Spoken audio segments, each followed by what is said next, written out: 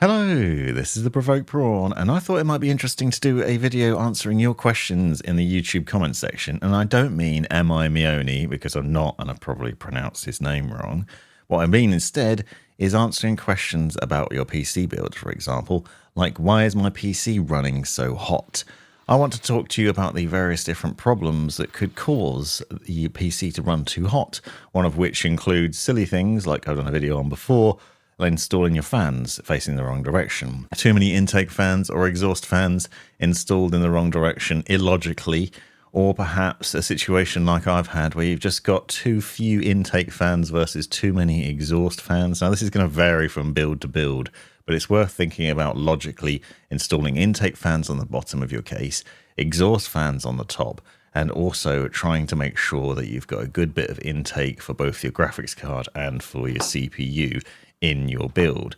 Now, it's not necessarily the case that you do have to pack your machine full of fans in order to do this, though, but you do need to think about the fan logic in a logical way.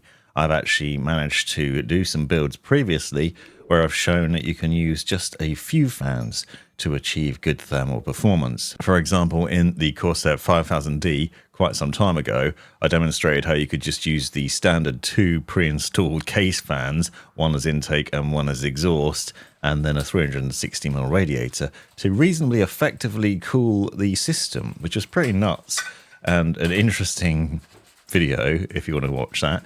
What I've shown is that it worked quite well. Now, this is obviously going to vary depending on the case, because as you can see with the 5000D, there's still a lot of perforated holes around the edges, so you're going to have some passive air flowing through there as well. But it shows that you don't necessarily need to spend a fortune in order to achieve some pretty good performance. However, what you might do is you might find that perhaps your system's thermal throttling, it's running a bit hot. You can see, for example, that my CPU is up to 84 degrees here under load. And that can be down to a number of different things that are worth knowing and looking into. It might be the simple things, like maybe the fan logic, as I've already discussed. It could be that your CPU is a problem, which I'll get to in a second. Or it could be something else. Now, I've used Intel's Extreme Tuning Utility here to show you can do running stress tests and get thermal throttling that way. And you can see it clearly displayed in the software there. You can also use Cinebench and other benchmarking tools to put your CPU under heavy load. And then you'll easily see if your performance cores get up to 100 degrees or in the high 90s, and that can then be an indication of problems. This could be caused by something as simple as messing up the thermal paste when installing your CPU cooler. This has actually happened to me a few times during the installation process where I've accidentally damaged some of the thermal paste, and that can then obviously lead to cooling issues, because if you're then putting that cooler onto your CPU, the coverage of the thermal paste is not going to be all the way across the IHS. You're not going to have good thermal coverage. So it's very important to be careful with this installation. I've done videos in the past on the thermal paste application and the best ways to do it. A lot of people will tell you to put a blob in the middle of the CPU. Historically, that was good for square-shaped CPUs, but I personally prefer to spread out the thermal paste across the entirety of the IHS, so you've got good coverage there. However, you do need to take care, obviously, not to slap on too much. As you can see me doing here, I probably use an excess here. But the point is to make sure it covers the entirety of the CPU so that you then put your cooler down on top, and then there's good thermal contact between the CPU and the cooler.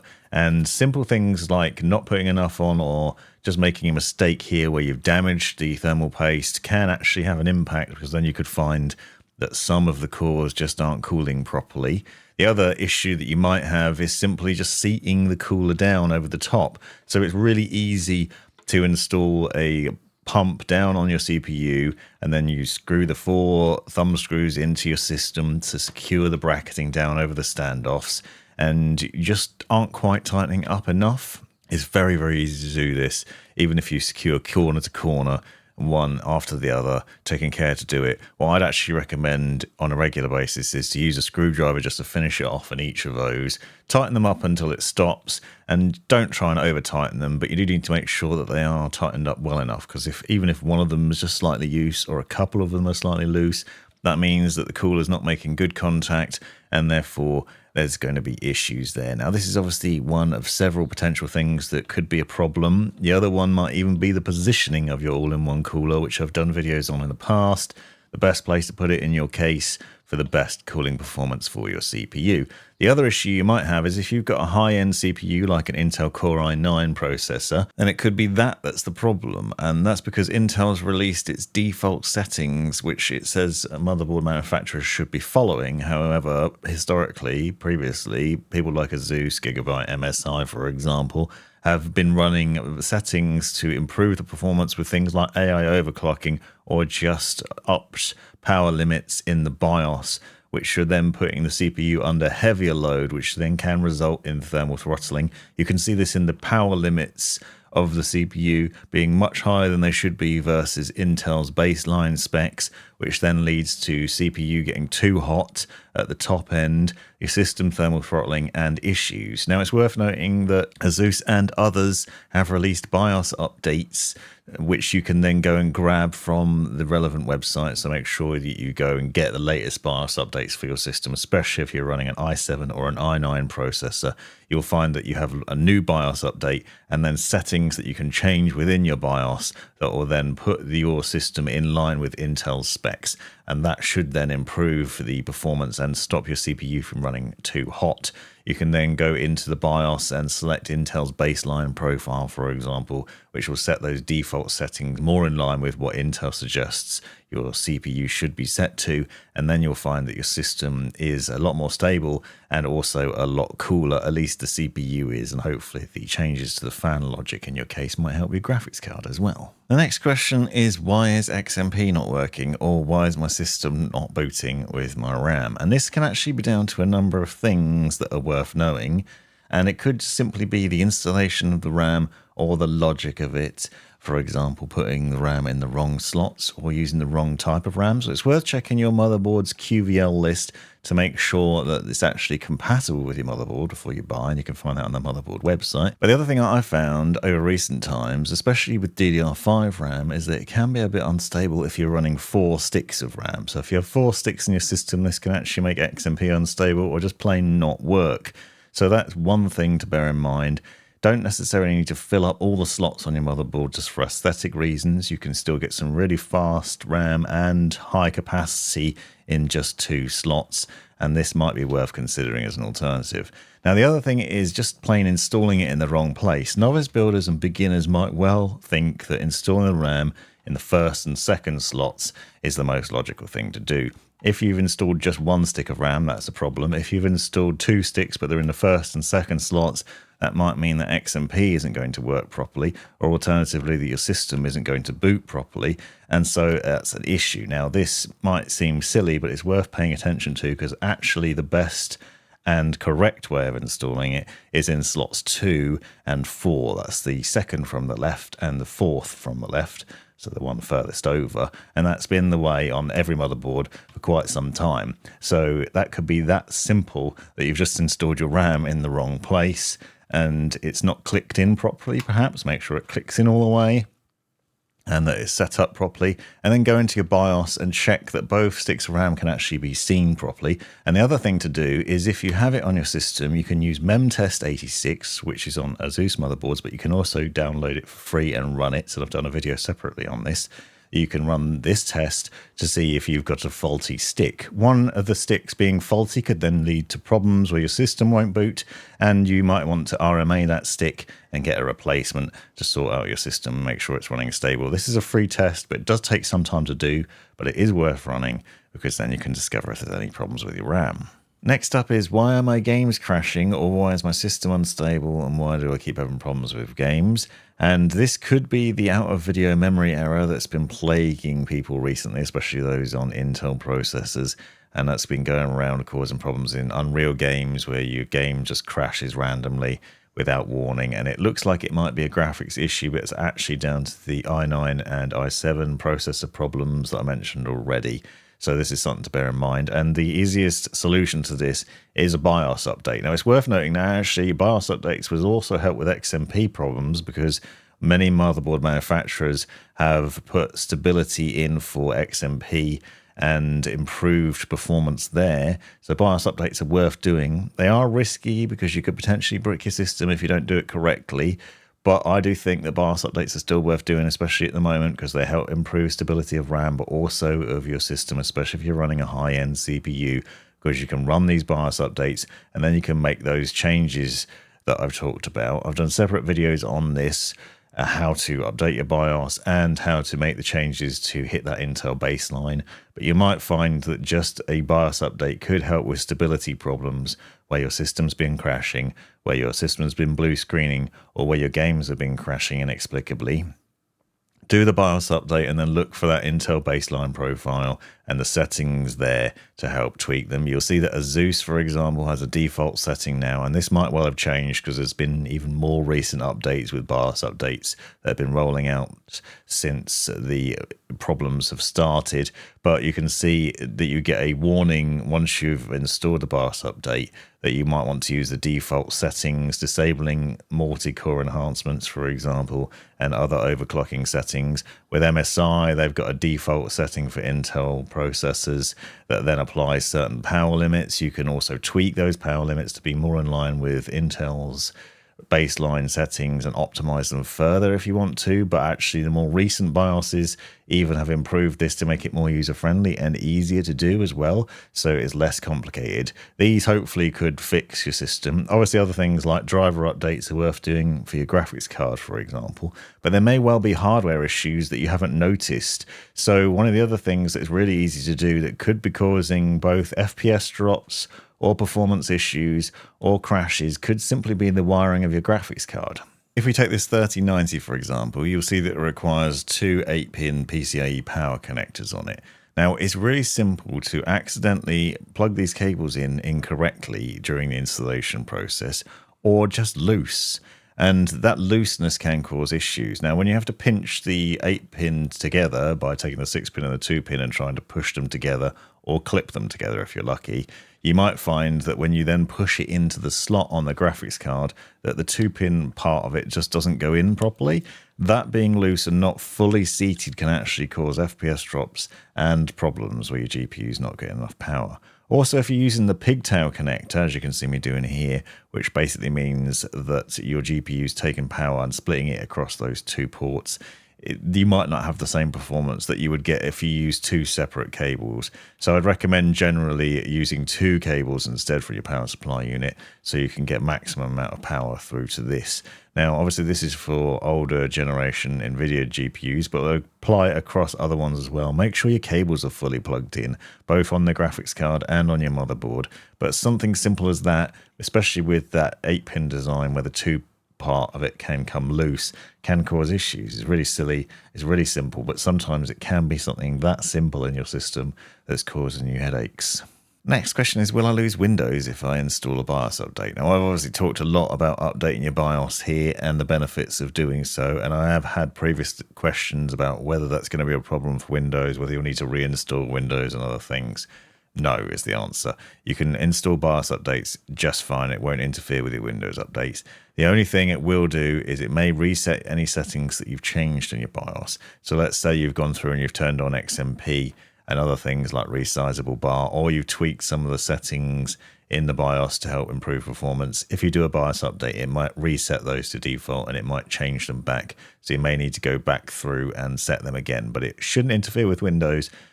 Do your BIOS update, wait for it to happen properly. Obviously, take your time to do it. Don't turn off in the middle of updating, and don't panic is the big thing with BIOS updates. If your system turns on and off a few times while it's doing it, don't interfere with it, just let it do its thing. But once you've done the BIOS update, you'll find that you'll just boot back into Windows without any problems, so there's nothing to worry about there. Next up is a question around whether you can use these Lian Li fans with this Lian Li controller, where people are trying to mix and match Lian Li fans across their system. So perhaps using SL120 V2s or maybe the TL LCD fans with infinity fans in the system. So you've already got some fans and perhaps you want to put in some of the LCD fans or mix in with the infinity mirror fans because they're nice looking. The question often is, can you do that, and can you just use the controller from one set of fans, or do you need several controllers? And the answer, unfortunately, at this point is that you will need several controllers because they are different, especially with the TL setup.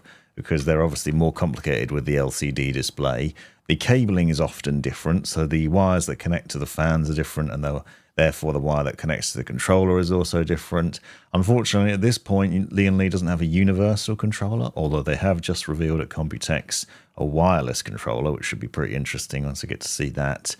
But unfortunately, this is meaning that you're going to need several controllers in your system if you're planning on mixing and matching these fans. This also applies to the strimmer cables as well. So if you're using the RGB power cables for your power supply unit to your graphics card and to your motherboard, then you're going to need a separate controller for that. So if you're using several Lian Li products, you might end up with several controllers in your system, which can be a pain. Also, these things, it's important to wire them in properly. I get a lot of questions about why fans aren't working. Generally, it's because people haven't wired them in properly. So you need both power supply cables for the SATA power connected up. You also need that USB connection to your motherboard so that your firmware can be updated and L-Connect can see it properly. I've done a separate video talking about the various different problems with Lian Li fans that you might have.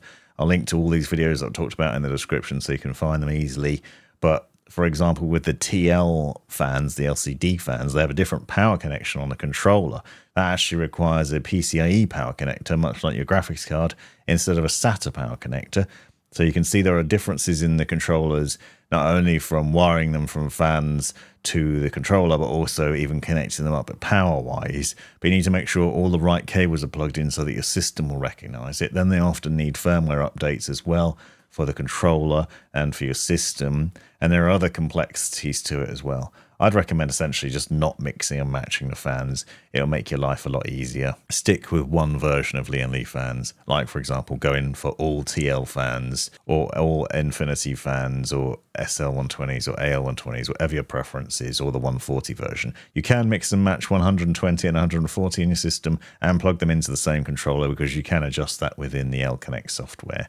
And I've shown that separately. But as you can see, the connectors on the TL LCD, for example, are quite a bit different at the fan end, never mind the controller end, in how they connect.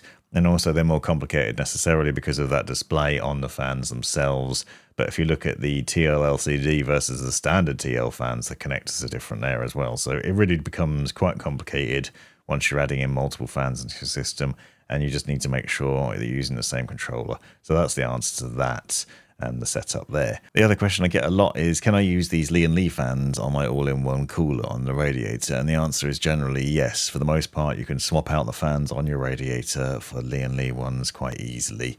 I've done a separate video on the logic of this, and it will differ depending on your system. For example, with NZXT's Kraken coolers, there's often a breakout cable coming out of the pump that you can plug the fan power connectors into.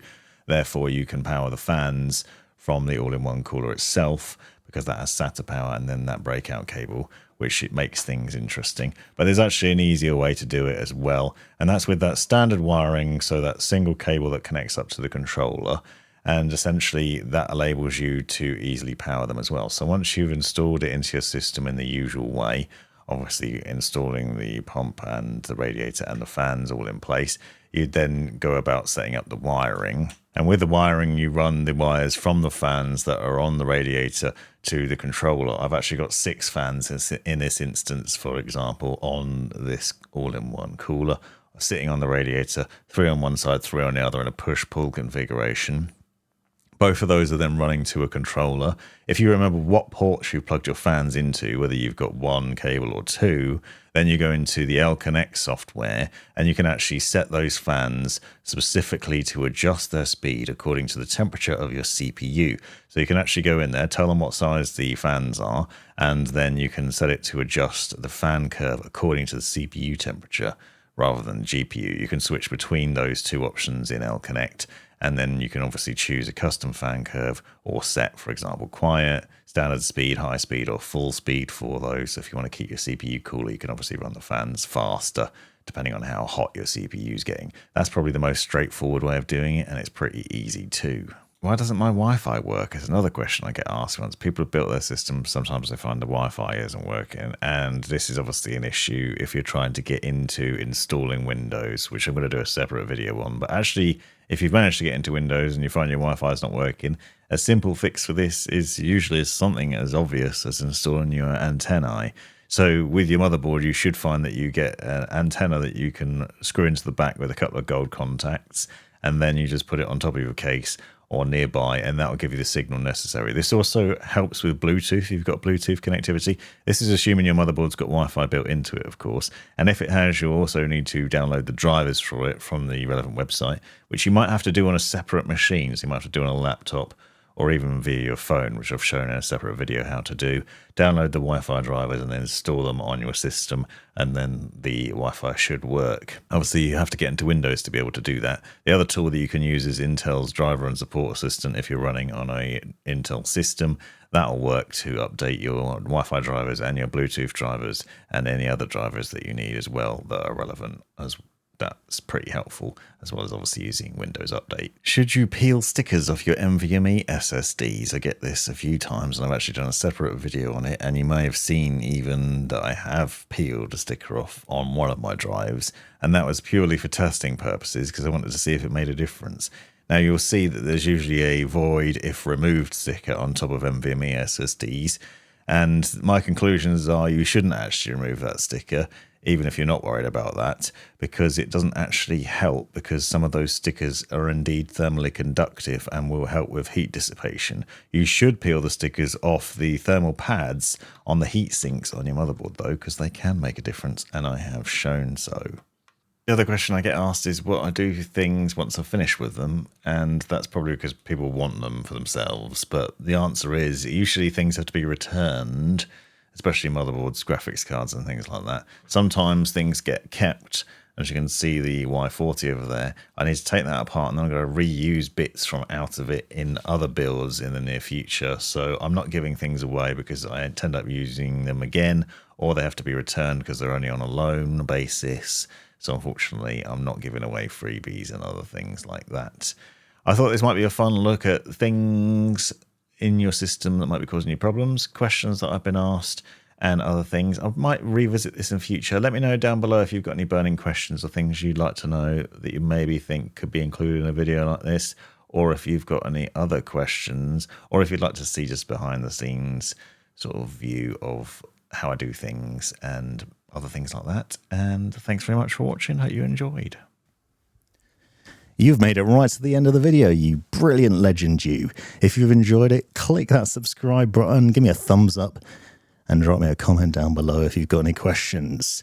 If you really enjoyed it, consider joining the channel and see the benefits of doing so.